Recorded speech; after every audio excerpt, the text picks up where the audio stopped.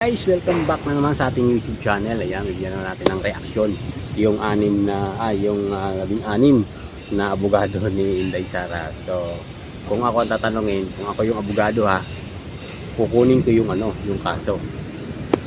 Kasi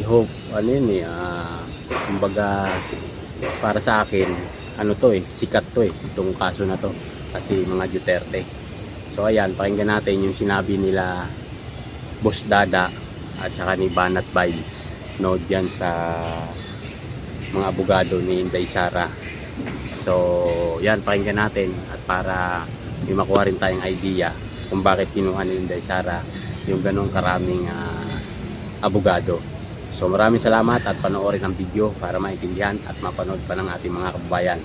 Let's go! Even yung 16 lawyers ni VP Sara, issue sa kanila yun Si Abante, kay makailan lang, nag-statement na, kala ko ba walang pera mga yan? 16 ang lawyer, walang pera. Hindi, yan. Sa tingin ko, sa tingin ko lang dyan. Ako abogado. High profile yung case. Kahit bayaran mo ako kalahati o 1/4 niyan, pro bono, kukuhanin ko yan. Dahil pagkatapos ng kaso na yan, tataas, kita mo, nagsitaasan ng presyo nitong mga sinapor. Di ba? Pro bono, hindi nyo alam. Malay nyo, pro bono yung iba dyan. Kasi kitang-kita nila na ang laki ng kamalian ng pagpa-file ng impeachment. Kita mo nga, hindi nga sila nagsasalita very confident Tapos yung mga prosecutor, sobrang ingay nila, ang dami nilang comment, hindi pa nga nag-uumpisa, ang dami na sinasabi, mindsetting talaga. Kaya nga, do you think alam ng prosecution na mahina yung kanilang I think so. defense or kanilang kaso? Kaya nagta-trial by publicity sila, nag-iingay na sila ngayon. Oo. Kasi di ba, ikaw, kung meron kang bala, meron kang move, hindi mo ipapakita yan. Surprise dapat yan. Kung meron kang hawak na ebidensya against someone, ilalabas mo yan, papasabugin mo yan. Hindi yung i-reveal mo. Di Pero ba? sino ilalaban mo sa kanya? Gusto dito sa mga matitinding abogado. Chua? Si De Lima? Yung medyo confident yung kapatid ng mayor ng yung kapatid ng mayor ng San Juan. Hindi naman sila litigation. Kailangan kasi litigation iba yun lawyer. Yun. Si De Lima hindi siya ganun. Plus the fact na how can you contest ang tawag dito yung kasong sinampa nila kay VP Sara kung hindi dapat ibulgar yung mga involved dito, 'di ba? Kasi siya yung fund na ginamit niya hindi talaga niya pwedeng sabihin sino 'di ba? Or else parang papatayin 'yon kasi kaya nga may mga may mga what do you call this, may mga code names. 'Di ba? Doon Ganda nga lang sinabi ni ni dating COMELEC chairman si Guanzon, si Attorney Guanzon, ganda na sinabi niya diyan na hindi niyo na mababawi yung sinabi nung ombudsman, nung COA, na cleared sila. Yes. Yung notice of disallowance, meron lang... Gustong iklaro. May discrepancies lang na kailangang iklaro na kayang i-reconcile. Hindi ba? It doesn't mean meron kang notice of disallowance, meron ka ng ninakaw. Because hindi lang naman ang opisina ng Vice President ang may NDA. Yes. Di ba? Yes. Notice of disallowance. Yes, kasi kung ganun din yung labanan, dito natin ipapasok na lahat ng may confidential funds is dapat din nilang ilantad. Katulad ng gusto nilang gawin kay VP Sara. Kasi if they keep on talking about it, siguro gumawa na rin tayo ng kahilingan sa Office of the President and other sektor ng ating gobyerno na ilabas din nila kung paano na ginamit ang kanilang pondo. Whether it's confidential funds din. Yun ang gawin nila. Looking at it, napakaganda pa din ng estado ni VP Sara. Oh, yes. Why? For the past 3 years na binabanatan siya, same pa rin yung mga issues sa kanya. Yes, paulit-ulit. Paulit-ulit, yun pa rin yun. Paulit-ulit. Confidential funds, ginastos ng 11 days. Mas malaki pang inutang ng tatay mo kaysa kay BBM. The usual. Wala na silang nakitang iba. Samantalang kay BBM, meron, ang dami, pa? Sobrang dami. Ayoko na magsalita. Pero meron pang ibang bumabanat, hindi nga lang direkta. Ano yan? Hindi na ba alam yun? Hindi namin alam yun eh. Kasi Yan ang hirap sa inyo, hindi kayo nagre-research eh. hindi kami Hindi nag-check. kayo nanonood ng vlog ko eh. Hindi, meron kasi, sa tingin ko yung bumabanat kay BP Sara, panlabas. Kaya meron talagang organic na panlabas. Pero meron din sa loob. Pero yun ang delikado. Oh. Yung, Yun ang yung implode, mag-i-implode galing sa loob, delikado yan. Mole. Mukhang meron sa loob na bumabanat para guluhin siya.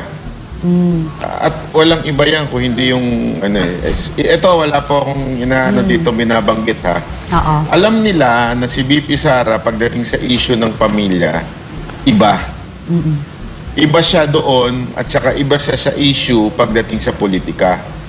So feeling ko may nagtanim na gumugulo sa pamilya nila para talaga ma-distract siya, maguluhan. At kung papansin ninyo, organized po ito. Hindi ito basta-basta. Bakit? Tingnan ninyo yung mga nagsasalita, May mga troll. comments. Puro troll.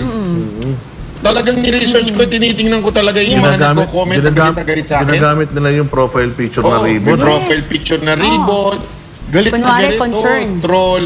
Talagang hindi ko, wala akong wala po akong pinapatukuya kung sino mang vlogger ang nagsasalsal ng issue na ito Pero meron, hindi ko sinasabing siya, pero merong mga troll na gustong Sinasakyan. sinasakyan. Para talagang magulo ang mga Duterte supporter kasi alam nilang united yun. At saka kasi, di ba, sinasabi nila na ang mga may troll farm daw or ang mga Duterte supporters ay troll. At meron daw troll army at troll farm ang mga Duterte. Kaya mapapansin ko na totoo yung sinasabi mo kasi may mga nagko-comment sa akin na parang sinusugsugan ka o sinasabihan ka na ano ka mga pala gatong. ganito ka pala o ganagatungan ka.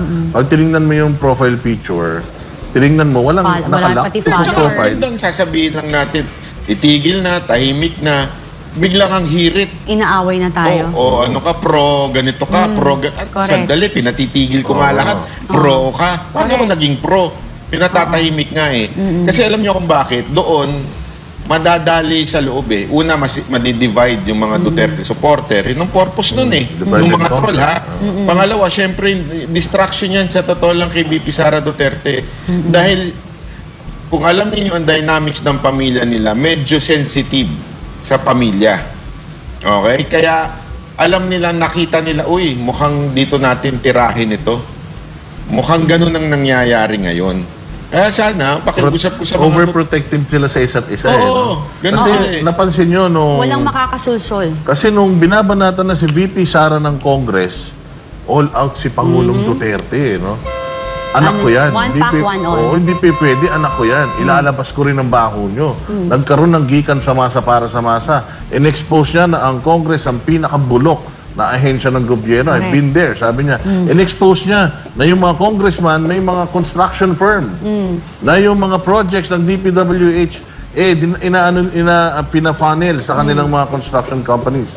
So si Pangulong Duterte na gano'n nun. And si Pangulong Duterte naghamon na sinasabi niyo magnanakaw yung anak ko, sige, pakita niyo kung saan niyo ginagastos yung pera ninyo. Tama. Hindi ba? At doon nagsimula lahat ng gulo. Oo, totoo yun. Kasi yung dynamics niya talaga, walang nakakaalam sa pamilya how they do it. Marami man sila hindi pagkakaintindihan, pero mahirap yan silang pasukin. Kaya right now, sabi ko, bittersweet yung nangyari kay PRRD, di ba? Sabi nga ni BP Sara. Sabi niya, sa dami-daming nakapaligid sa tatay niya is hindi sila makapag-usap. Kailangan pang makulong ang papa niya para sila makapag-usap. Kaya ang ginawa nila, sila-sila lang para hindi na sila mapasukan ng kung ano man or magkaroon ng miscommunication, sila-sila na nag-uusap.